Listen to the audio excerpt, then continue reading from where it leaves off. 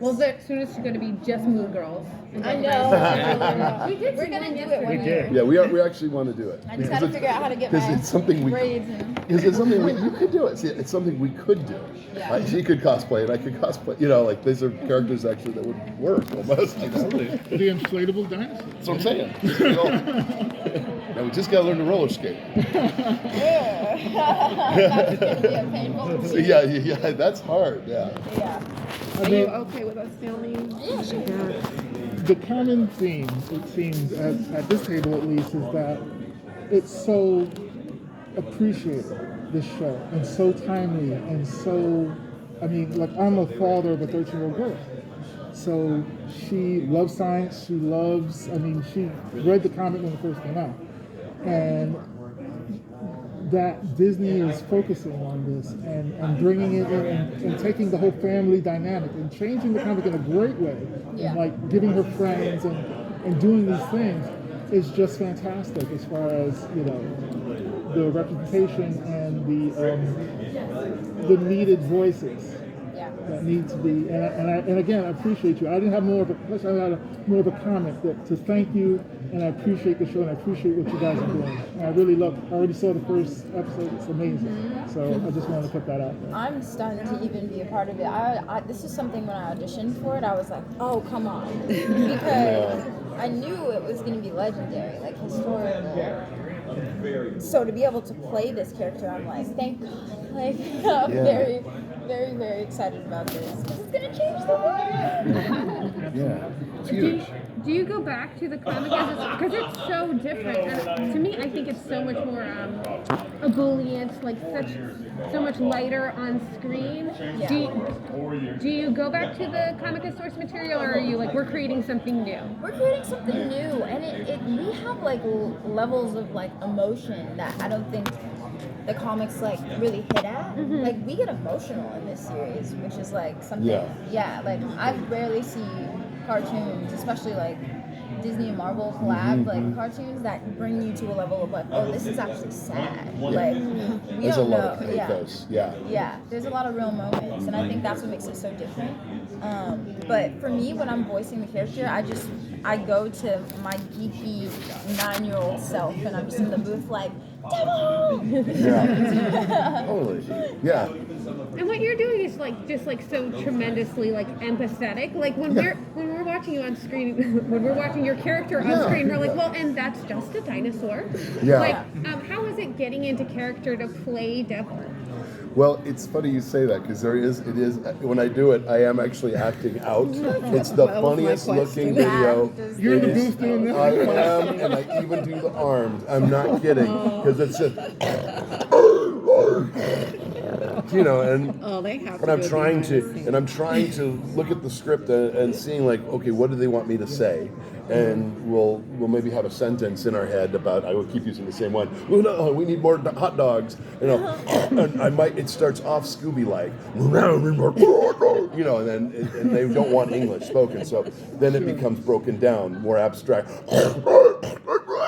you know, and then whether it's a happy sound, sad, I start to have a physical and a vocal language the more I've done it. Yeah. That like I can tell there is a language. Like the guy who used to play Godzilla in the rubber suit, he actually had a physical, like each movement had a thing that he was trying to express, believe it or not. He actually had a language. And I'm finding more and more with this character, it's like I'm getting now his lexicon of like what his emotions are and what the tonalities are. So yeah, it's more of almost a musical job because you're coming in with an instrument and trying to play out the note. Yeah. And she gets it. Lunella knows what he's saying. Every time. So your voice is similar to the character voice, or can you do your character voice? I pitch it up a little bit. Yeah. My voice is really high, but what should we say? I was surprised. I have to be honest. I was surprised, like how different. Yeah, I mean, yes, definitely Yeah, similar. when I do but it's a little different. Bit higher. It's the Moon Girl Magic. Right? So you have to get in there like I'm me. very sassy. It's just fast. Yeah. So you're in the booth You're doing chill. I'm literally like, genius inspiration overflow. Very, like, sassy. Did you know from the beginning that you were also going to like sing the theme and do these musical numbers? I did not. When did that happen? Well, I've been working with Disney for a while. The last show I did with them, I think, was The Lion Guard, and we had to sing a lot. So I think after Raphael Sadiq found out, oh, she can sing, and Lawrence Fishburne was like, why don't we just have her do the theme song? And then from watching the little teaser they put out, they said, I'm so starstruck by this. They were like, her voice just cuts through the music. And I was like, It does, though. And it's so great that it's her singing it. Yeah. You know, it's great. It's so cool. I'm so honored to get to do that. What do both of your characters bring out of each other? One more time? What does both of your characters bring out of each other? Ooh. What is the question? What do both of our characters bring out in each other? Oh, well, one thing we were talking about is on a more basic level, where I'm weak, she's strong, and vice versa. Yeah. You know? And where we both don't know what's going on, Casey actually knows. So it's remember, it's a triumvirate. Yeah. It actually is. It's a trio. She couldn't be here, but and then but they, I think they bring out trust. Yeah. I think the biggest thing that happens in that episode that you see is he comes in from the portal. He actually doesn't want to go back. Yeah. Most creatures want to go back.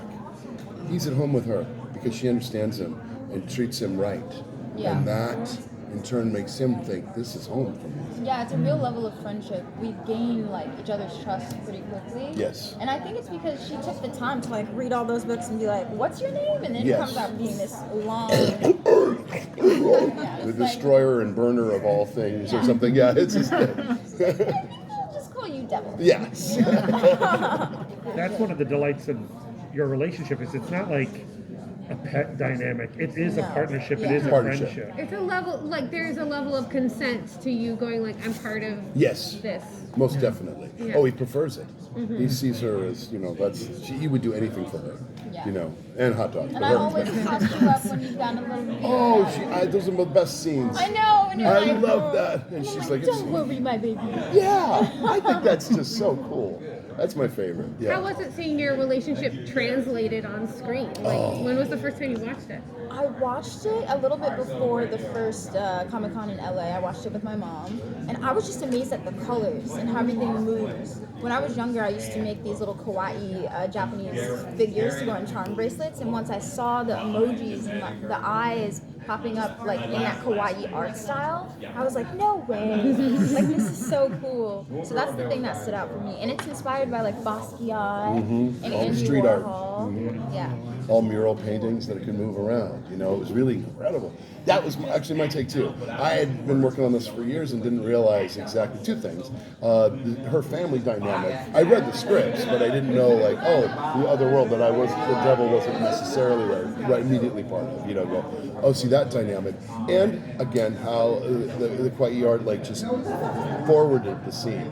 The art forwards everything so much, and the music too. Just like work together, they all work equally. The music, the art. I didn't realize how much everything took a lead, you know, and not one thing was just supporting it or as a background. It's like no, the background is the action. You know what I mean? You are in part of this immersive. I didn't realize how immersed experience it would be. I didn't realize, and that's when I went, okay, we got something here. great. And I felt the emotions more because again, we didn't have the pleasure of working together, and now hopefully we will. But we didn't have the pleasure of working together, so I now saw really their dynamic. Yeah. See, I wouldn't have guessed that based on the chemistry back and forth here Yeah. between Oh, you yeah, guys. we've I done would have thought house. they must have recorded together. It just comes He's across. just alone in his cold closet. Yeah, but Doing your dinosaur movement. yeah, yes, exactly. It's a guy roaring in a padded cell. I knew it would happen one day, not by choice. Mine, Yeah. send it up to my daughter. I appreciate it. Exactly. So Right where you're at. I think everyone at this table is super excited for the show to come out. We know there's something special in this show. You guys clearly know there's something special in this show, but now there's the anxiety of getting the show out there and getting as many eyes on it as possible. And here you are doing press for it. So Yeah. where are you at right now, Headspace, as this show is about to launch?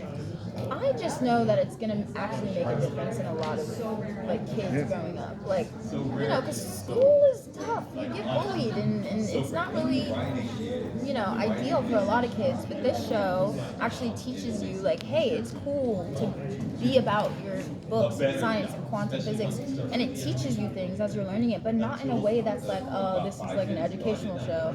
It's a fun show. The graphics are incredible, and you know, it teaches you that one girl can make a difference, and I think that's super important. And we're going to be doing stuff with STEM programs. Yeah. And, like, I'm just excited. I'm just, I really am. You know, it sounds cliche to say, oh, this is a real different show, and we're really excited. But it's a really different show, and we're really excited. You know, like, I mean, like, it's really, I can't believe it's happening. You know, and you get lucky as an artist if you get something like that in your life. Yeah, you know? exactly. It's a real blessing.